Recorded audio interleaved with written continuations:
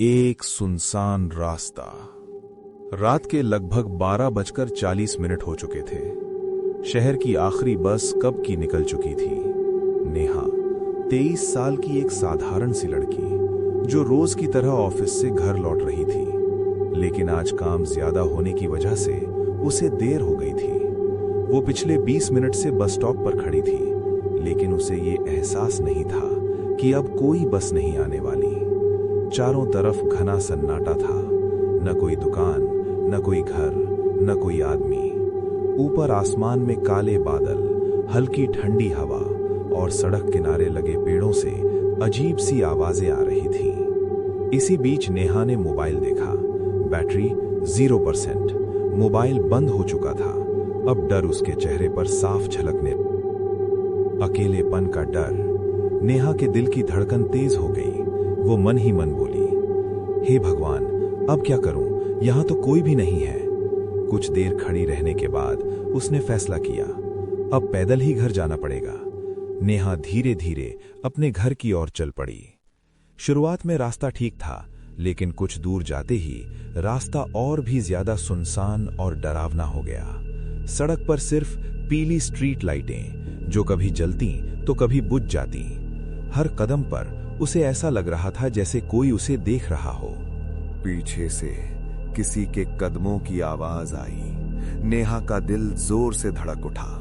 वो रुकी, धीरे से पीछे मुड़ी और देखा 2 लड़के जो कुछ दूरी पर उसके पीछे पीछे चल रहे थे। नेहा का शरीर डर से कांपने लगा। नेहा मन में सोचती, इतनी रात को ये दोनों मेरे पीछे क्यों आ रहे हैं? वो बिना कुछ बोले तेज कदमों से आगे बढ़ने लगी। तभी पीछे से आवाज आई, अरे मैडम, इतनी रात को इस सुनसान रास्ते से कहां जा रही हो? नेहा ने कोई जवाब नहीं दिया। वो और तेज चलने लगी। फिर से वही आवाज आती है, मैडम, डरो मत, बस हम आपसे पूछ रहे हैं कि इतनी रात को अकेली इस सुनसान रास्ते से कहां जा रही हो? अब नेहा रुक गई। उसने खुद को संभाला और हिम्मत जुटाकर पीछे मुड़ी और बोली, ओ भैया, मुझे अपने घर राजनगर जाना है। तभी एक लड़का नेहा के आगे आया और बोला, डरिए मत मैडम, मेरा नाम साहिल है और ये मेरा दोस्त विजय। हम भी उधर ही जा रहे हैं। नेहा ने ध्यान से दोनों को देखा। उसने उन्हें पहले कभी भी अपने इलाके में नहीं देखा था। उसके मन में डर और शक दोनों बढ़ रहे थे और सोचती है कि क्या करूं, यहां से भागना भी खतरा हो सकता है। और चुपचाप तीनों साथ साथ चलने लगे। कुछ दूर चलने के बाद रास्ता अब और भी खतरनाक लगने लगा था। अचानक नेहा ने महसूस किया कि साहिल और विजय आपस में धीमी आवाज में कुछ फुसफुसा रहे थे। नेहा का मन कांप उठा और मन में सोचती, ये लोग क्या प्लान कर रहे हैं? कहीं ये लोग मेरे साथ कुछ गलत तो नहीं करेंगे? तभी अचानक दोनों लड़के रुक जाते हैं और साहिल बोलता है, मैडम, आप इस रास्ते से मत जाइए, ये रास्ता बहुत खतरनाक है। आप हमारे साथ इस रास्ते से चलिए। लेकिन भैया, ये तो मेरे घर का रास्ता नहीं है जिस रास्ते से आप चलने को बोल रहे हैं। नहीं मैडम, ये भी रास्ता आपके घर राजनगर की तरफ जाता है और सुरक्षित भी है। अब नेहा पूरी तरह से कंफ्यूज हो चुकी थी।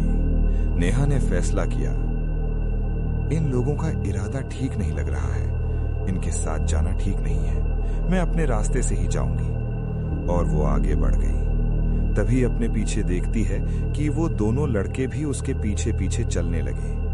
अब नेहा लगभग रोने वाली थी और मन में कहती है, हे भगवान, आज बस किसी तरह मुझे घर पहुंचा दो। तभी कुछ दूर चलने के बाद अचानक झाड़ियों में हलचल हुई और एक बूढ़ा आदमी हाथ में चाकू लिए अचानक नेहा के सामने आ गया। उसकी आंखें लाल थीं, चेहरा डरावना।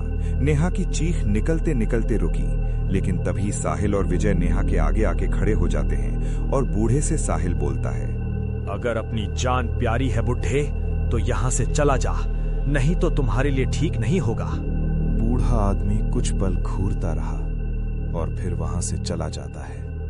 नेहा डर से कांप रही थी और उसका डर और बढ़ता जा रहा था। तभी कुछ दूर चलने के बाद उसका घर आ जाता है। वो दरवाजे तक पहुंची और पीछे मुड़कर देखती है कि साहिल और विजय वापस उसी रास्ते पर लौट रहे थे जिधर से आए थे।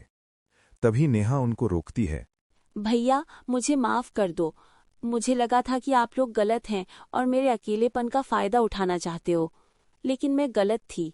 नहीं बहन, अकेली लड़की का फायदा उठाने की नहीं, बल्कि उसकी मदद करना और उसको सुरक्षित घर तक पहुंचाना हमारी जिम्मेदारी है। ये कहानी यहीं खत्म नहीं होती। अगर आपको भी कभी कहीं कोई अकेली लड़की को रात में परेशान देखें तो याद रखिए, उसकी मदद करना आपकी जिम्मेदारी है। और अगर आपको ऐसी कहानियां पसंद हैं तो हमारे YouTube चैनल को जरूर सब्सक्राइब करें। धन्यवाद आप सभी का।